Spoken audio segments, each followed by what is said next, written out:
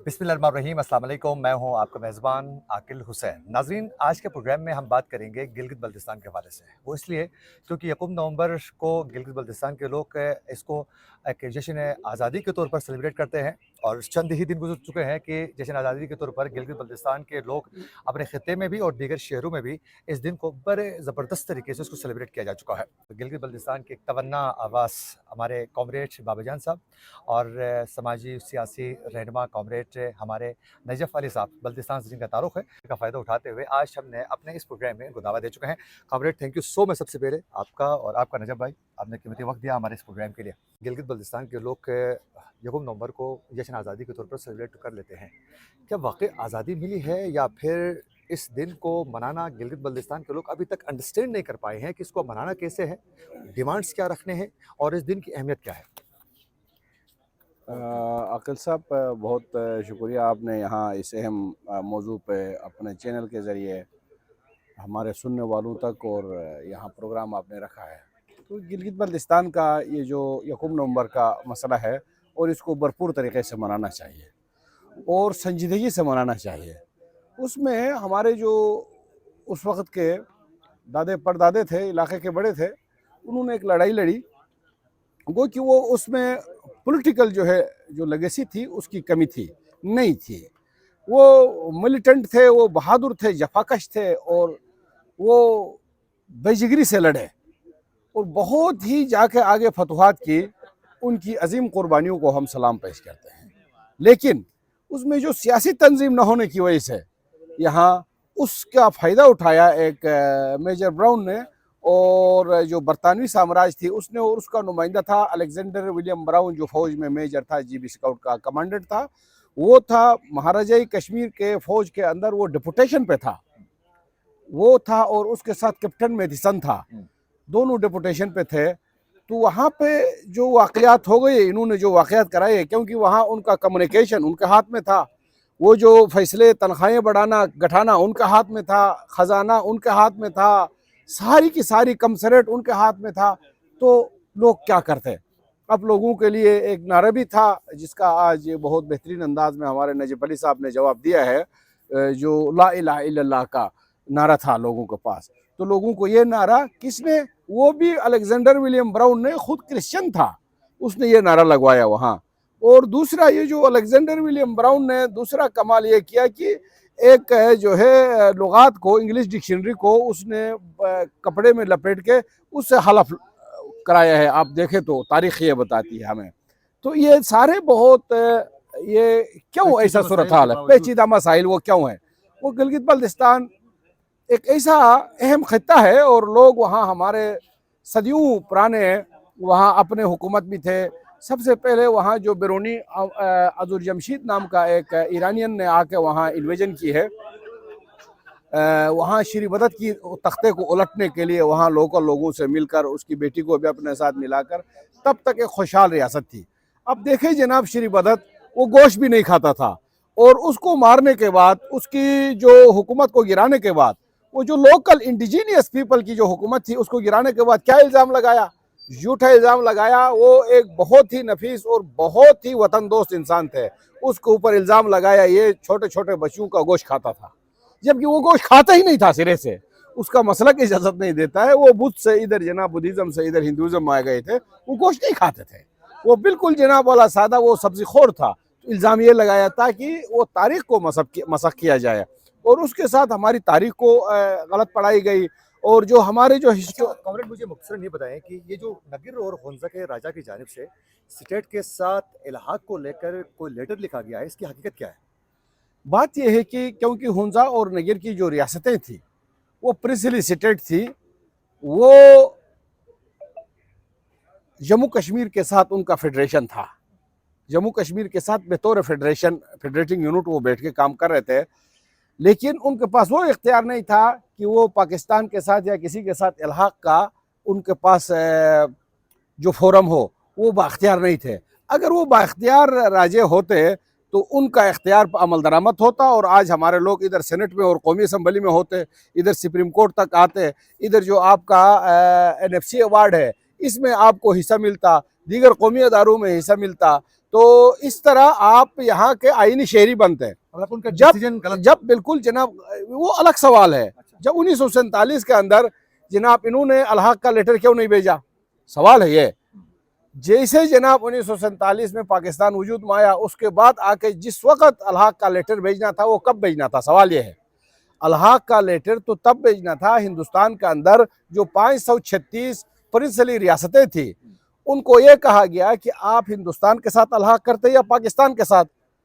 तो उस वक़्त जो कांग्रेस थी, कांग्रेस ने कहा कि वहाँ के लोगों का रेफरेंडम होना चाहिए कि या हिंदुस्तान के साथ या पाकिस्तान के साथ अलग करते.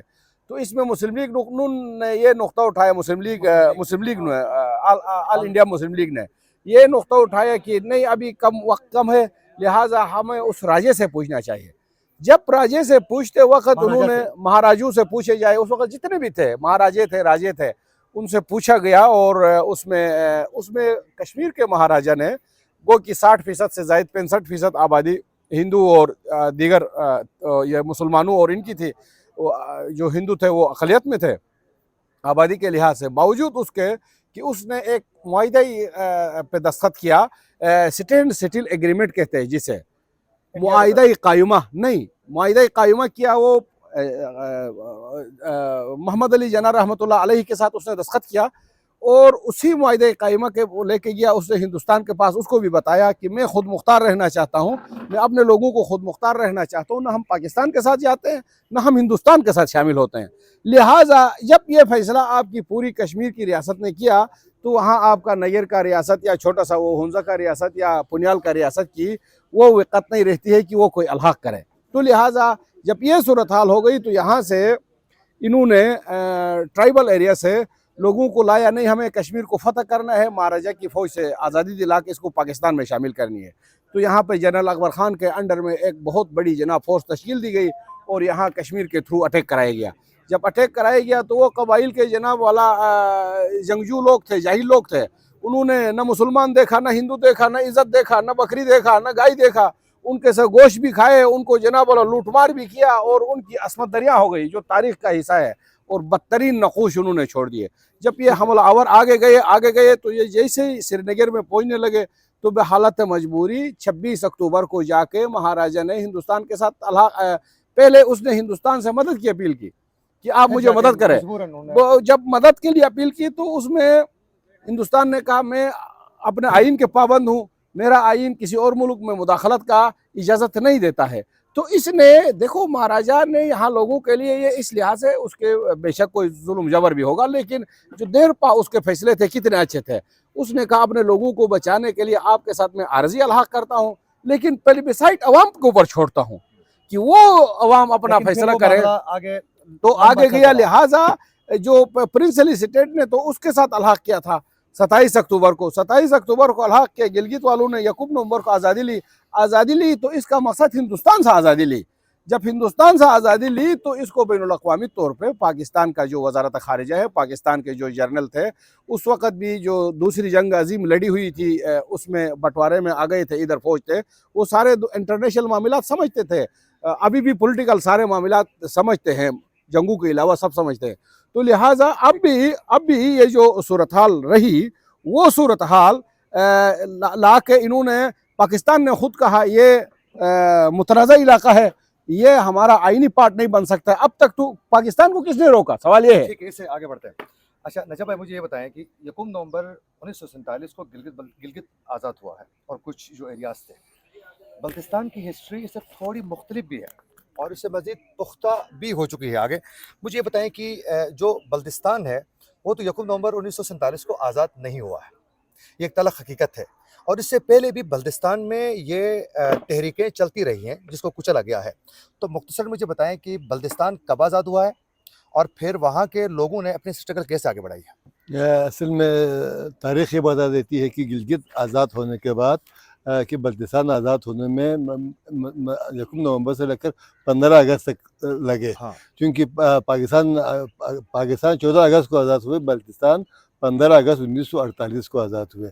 और इसकी आज़ादी में बल्तिस्तान के जो है ना राजाओं का भी बड़ा किरदार है, हम्म। बल्तिस्तान के महाफिजों का भी बड़ा किरदार है, उस वक्त के उलमा का भी बड़ा उलमा के बड़ा किरदार है, और इनको सपोर्ट दिया है गिलगित से एहसान अली वगैरह या एहसान उसके साथ बाबर खान, हाँ इन लोगों ने जो है ना कर्नल हसन खान कर्नल बिलखुसूस खान, बहुत ज्यादा। जी जी इन्होंने अच्छा, इसमें रुंदू के जो राजा थे उनका भी मैंने सुना है कि जी जी फतवात में सुनने शुरू में ही उन्होंने बिल्कुल बात बिल्कुल सुनने में आया है कि हमारे रुंदू के राजा ने मंदिर में जो होता था, उन्होंने सबसे पहले उन्होंने गिलगित में खत भी लिखे और खत उनको भी लिखा है। कुमक भी पहुंचाया, और जो जो राशन ज़रूरत था या जो अफराधी क़ुव्वत ज़रूरत है वो सब तमाम रुंदू के राजा ने दे दिया। फिर जाकर सरी का मारिका सुना है कि वहाँ सरी आज़ाद होने में सरी तक भगा दिया डुगरा को, फिर सरी से भगाते भगाते स्कर्दू, फिर भगाते भगाते आगे लगे।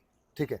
अच्छा, तो उसके बाद यकूब नवंबर तो आज़ादी के दिन के तौर पर सेलिब्रेट हम कर रहे हैं, लेकिन बदकिस्मती से अभी तक गिलगित बल्तिस्तान के लोग ही इसको समझने से कासिर क्यों रहे हैं? वजह क्या बनी है? असल में यहाँ पर इतनी कन्फ्यूजन फैलाया जा रहा है ना कि भाई मतलब कि अब लोगों ने तहकीक करना शुरू किया, क्योंकि पहले कहा गया कि पाकिस्तान से इल्हाक कर दी है, लेकिन जब हम लोगों से पूछते हैं कि भाई इल्हाक की कोई कागजात दिखा दे, तो किसी के पास कोई कागजात या कोई इल्हाक किसी गिलगित बल्तिस्तान किसी एक प्रकार डॉक्यूमेंट से कोई दस्तखत वस्तखत नहीं है, तो हम समझते हैं कि भाई गिलगित बल्तिस्तान एक सरदार आलम आकर मतलब तहसीलदार ने आकर अब गिलगित बल्तिस्तान पे जो है कब्जा किया है, और वो दिन और आज का दिन पाकिस्तान गिलगित बल्तिस्तान को मफतूहा इलाका और मकबूजा इलाके की जो है ना हैसियत से देखा जाता है, मुतनाज़ा इलाके की हैसियत से देखा नहीं जाता। अच्छा, उसके अलावा मिस्टर ब्राउन की किताब कॉमरेड आपने भी पढ़ी होगी मेरे ख्याल में, उसमें वो बाकायदा ये मेंशन कर लेते हैं कि जब पे गिलगित में सरदार आलम पहुंच जाते हैं तो वो कर्नल हसन खान और उसकी टीम को शट अप कॉल देते हैं कि आज के बाद जो है आप अपने हुदूद में रहें और ये सोच को मुसल करने की कोशिश ना करें। ये जो प्रेसिडेंट है, उस पहले बनने वाली काबीना के, वो खुद अपना ऑफिस छोड़ देते हैं। हैरान तो ये वो सिविल अफसर बन जाता है, तो वही ना चूंकि देखे आज़ाद कश्मीर में अब्दुल क़य्यूम खान साहब जो उनका वज़ीर या सदर बने, तो वो फौज में हवलदार थे, हवलदार छोड़ के वो मुल्क का सदर बन जाते हैं। गिलगित बल्तिस्तान का जो सदर है जो है वो सदारा छोड़ के जो है ना सिविल सप्लाई अफसर बन जाता है। अच्छा, फर्क यही है। कॉमरेड, मैं आखिर में प्रोग्राम को वाइंड अप तरफ लेके जाने से पहले मैं ये जानना चाहूँगा कि जो कुछ हुआ एक तारीख का हिस्सा है, लेकिन अब गिलगित बल्तिस्तान को क्या डिमांड करना चाहिए और कैसे अपनी डायरेक्शन को सीधा करके आगे बढ़ना चाहिए जिसमें कामयाबी मिले, हुकूक मिले, आइनी शिनाख्त वाज़े हो और आपकी एक पहचान बने?